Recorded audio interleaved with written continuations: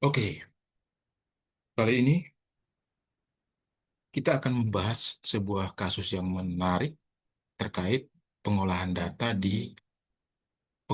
SMPLS di Smart PLS ya. Nah, kasus yang menarik itu adalah apa? Adalah kasus di mana data kita itu memiliki model second order seperti ini ya.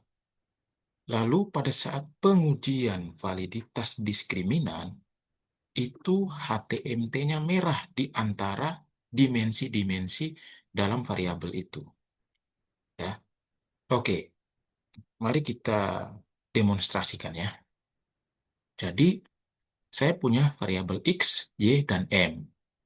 Nah, M ini dia punya 4 dimensi, yaitu dimensi A, B, C, dan D. Masing-masing dimensi punya 3 item, ya, seperti ini. Nah, karena di dalam model ini ada second order, ya, yaitu variabel M ini, maka pengujian validitas dan reliabilitasnya itu eh, menjadi 2 tahap. Yaitu tahap pertama, ya, itu kita akan melihat yang bagian second order. Nah, di tahap pertama kita akan melihat yang ini, ya, menguji validitas dan reliabilitas dari dimensi ke itemnya. Lalu kemudian di tahap kedua adalah yang tahap eh, ininya, variabelnya, ya. Nah, seperti itu ya. Nah, oke, mari kita eh, calculate. Lalu PLSM algorithm. Nah, teman-teman bisa melihat di sini nilai autoloading itu terlihat di gambar ini ya. Masing-masing item ya yang di variabel M ini yang tiap dimensi ini kalau kita lihat semuanya bagus ya. Autoloadingnya di atas 0,7 semua. Lalu untuk X ah, di tahap pertama ini yang kita lihat itu hanya yang bagian ini saja. Jadi yang variabel X dan Y tidak kita ujikan dulu validitas dan reliabilitasnya. Kita hanya berfokus pada bagian pengujian validitas yang di bagian dimensi ke itemnya. Nah, oleh karena itu, pertama-tama kita lihat outer loading. Nah, di sini outer loadingnya itu semua item itu outer loadingnya di atas 0,7. Jadi tidak ada masalah. Semuanya bagus outer loadingnya. Kemudian kita cek reliabilitas dan validitas konvergen. Nah, ternyata semuanya bagus ya. Ya, kita lihat yang dimensi dari variabel M-nya. Ya. Nah, berarti kan A, B, C, D. Nah, ini semuanya ya bagus ya. Cronbach alfanya bagus di atas 0,7, rho A-nya bagus di atas 0,7, rho C di atas 0,7, AV-nya pun semuanya di atas 0,5 ya. Ya, untuk dimensi A, B, C, dan D. Itu semuanya di atas 0,5. Yang M ini kita tidak lihat dulu karena kita melihat per dimensi. Dimensinya ini. Dimensi A, B, C, dan D. Nah, ini kalau kita lihat reliabilitas dan AV-nya bagus ya. Nah, sekarang kita akan ke diskriminan validitas. Validitas atau validitas diskriminan. Nah, di sini ya persoalan yang terjadi. Saya pasti saja di sini. Nah, di bagian validitas diskriminan itu juga sama. Kita hanya melihat HTMT untuk per dimensinya, yaitu dimensi A, B, C, D, D. A, B, C, dan D. Jadi yang ini kita tidak lihat.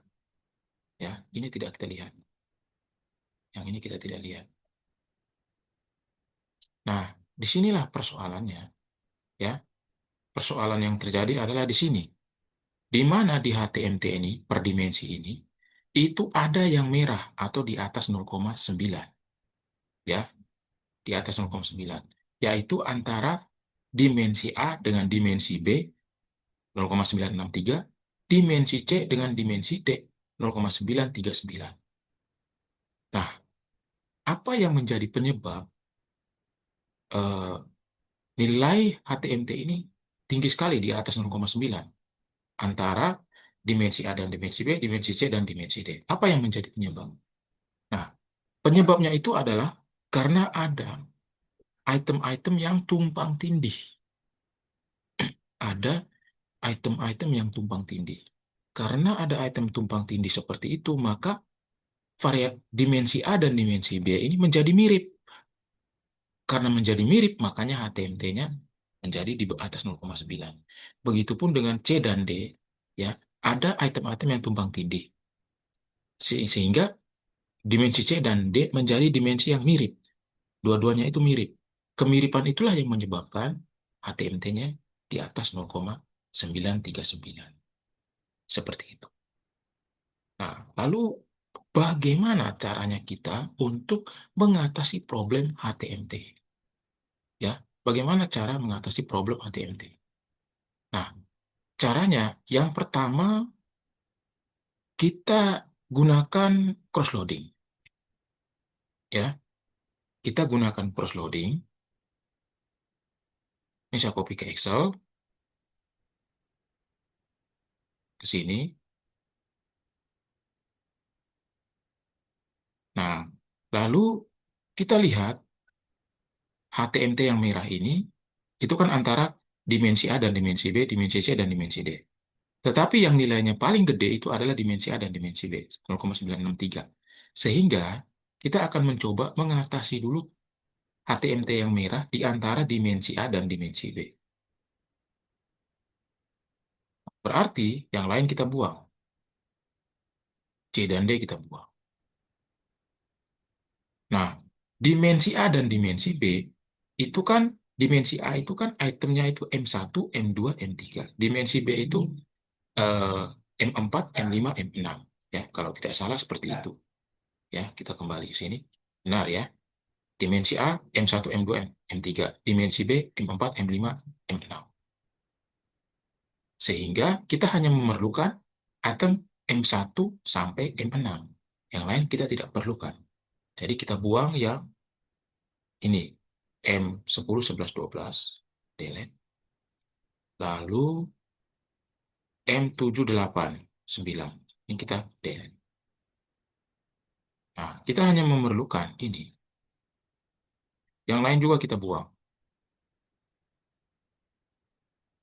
Clear. Nah, kita hanya memerlukan M1 sampai M4. Nah, M1 sampai M3 itu kan adalah item dari dimensi A. Sedangkan M4 sampai M6 itu item di dimensi B. Nah, setiap item ini, selain dia punya overloading di dimensinya, dia juga punya overloading di dimensi yang berbeda, dimensi yang lain. Jadi nilai-nilai ini adalah nilai overloading. Ya. Nah, setiap item ini, mereka memiliki overloading di dimensinya dia dan juga di dimensi yang lain. Ambil contoh M1 sampai M3, selain dia punya autoloading di dimensi A, dia juga punya autoloading di dimensi B. Begitupun M4 sampai M6, selain dia punya autoloading di dimensi B, dia juga punya autoloading di dimensi A. Nah, yang terjadi adalah semestinya M1 sampai M3 autoloadingnya lebih besar di dimensi A, bukan di dimensi B. M4 sampai M6 autoloadingnya harus lebih besar di dimensi B, bukan di dimensi A. Sekarang mari kita perhatikan. 0,8, 0,6, 0,8. Oke, semuanya terlihat overloadingnya lebih besar di dimensinya. Ya, baik yang item di dimensi A maupun item yang di dimensi B. Itu semuanya overloadingnya lebih besar di dimensinya. Maka untuk mencek apakah ada item yang tumpang tindih, kita bisa menggunakan nilai selisih. Ya, selisih. Nah, selisih itu dengan cara mengurangi.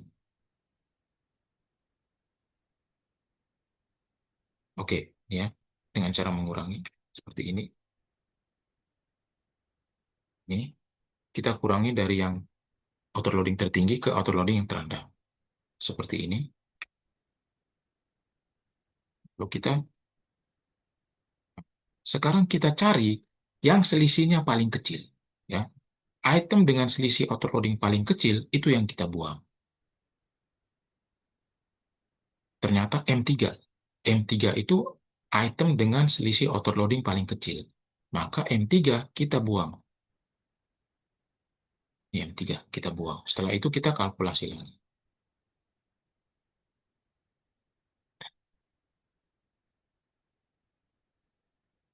kita lihat masih ya, masih bagus ya. Kita lihat diskriminan validity.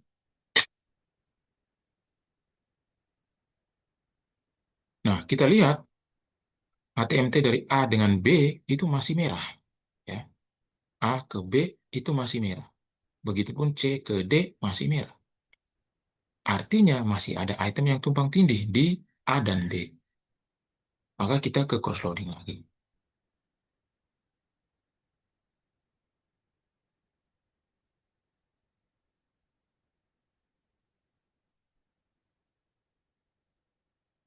Kita buang yang lain. Oh, sama. Kita buang, delete, C dan D kita buang, delete, 10 sampai 12, delete, 567 kita buang.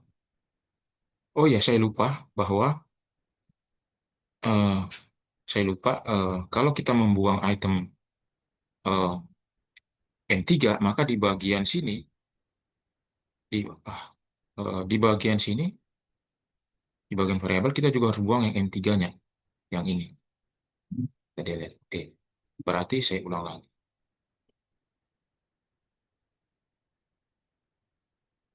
Oke. Sekarang kita ke validitas diskriminannya.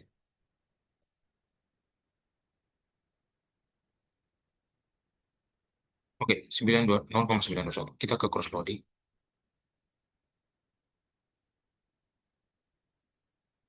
Copy to Excel.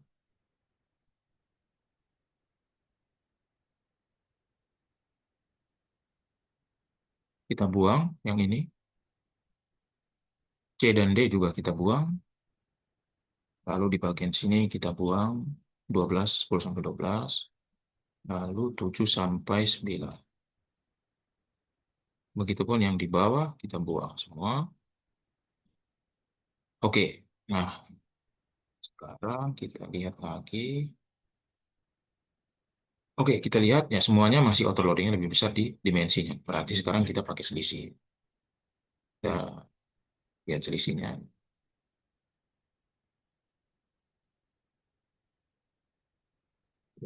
Ini. Lalu yang ini selisihnya. Lalu kita cari yang selisihnya paling kecil. Itu yang kita buang. Nah, ternyata kita, oke, ini kita ulang lagi. Ulang. Ini. Oke, M1 ya. Jadi M1 itu yang kita buang. M1 kita buang. Nah, apa yang terjadi? Kalau kita buang M1, maka di dimensi A ini hanya tinggal satu item doang. Dan itu tidak proporsional, bahkan tidak bagus ya. Bahkan malah mungkin kita harus menghapus dimensi A karena cuma tinggal satu itemnya. Lalu bagaimana solusinya? Bagaimana solusinya kalau seperti ini? Oke, saya kembalikan lagi M3.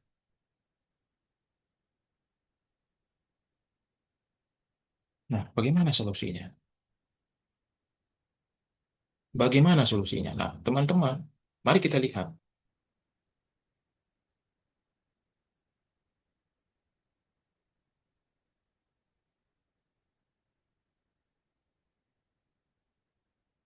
Mari kita lihat kembali HTMT-nya. Ya. Kita lihat kembali HTMT-nya.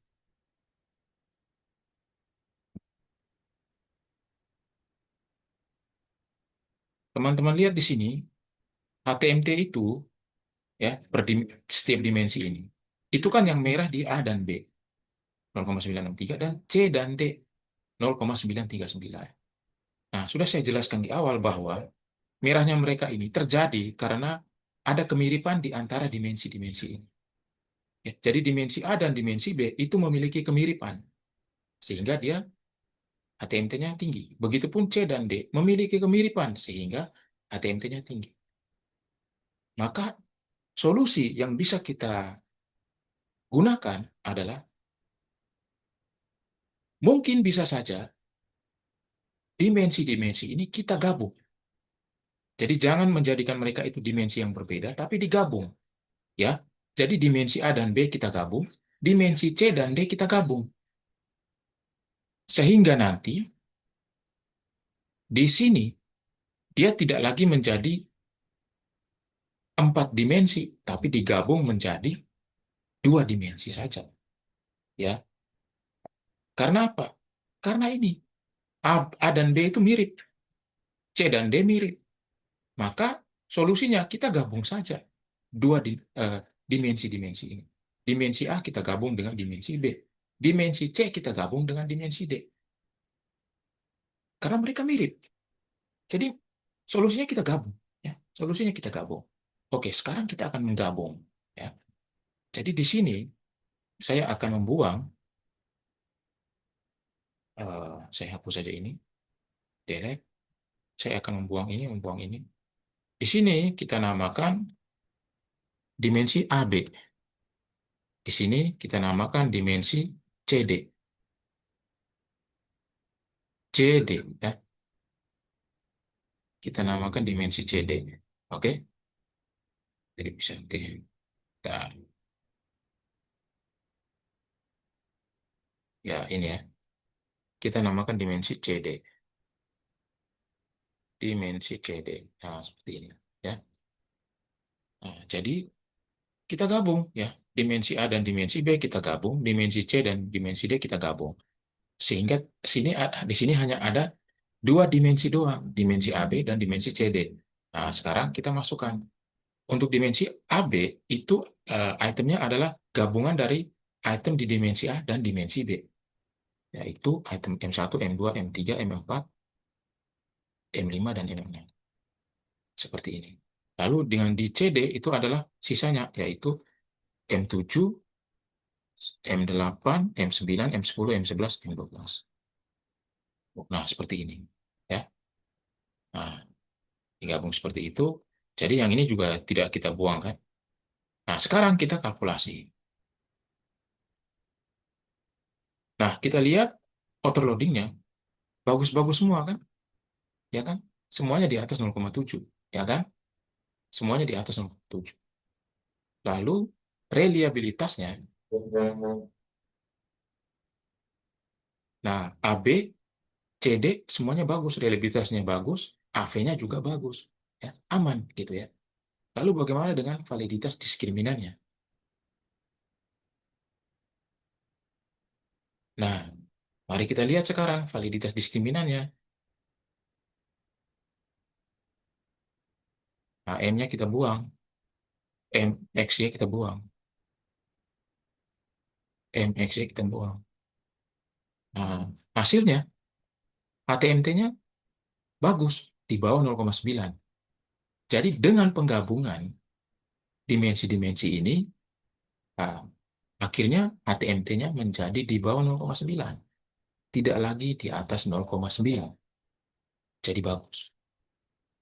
Nah, jadi eh, beginilah solusi apabila kita memiliki eh, model yang second order, lalu dimensi-dimensi dari variabel itu ternyata memiliki nilai HTMT yang tinggi sekali di atas 0,9. Ya, maka solusinya adalah kita gabungkan saja dimensi-dimensi itu menjadi satu dimensi. Dengan cara seperti itu, maka HTMT-nya bisa menjadi rendah di bawah 0,9.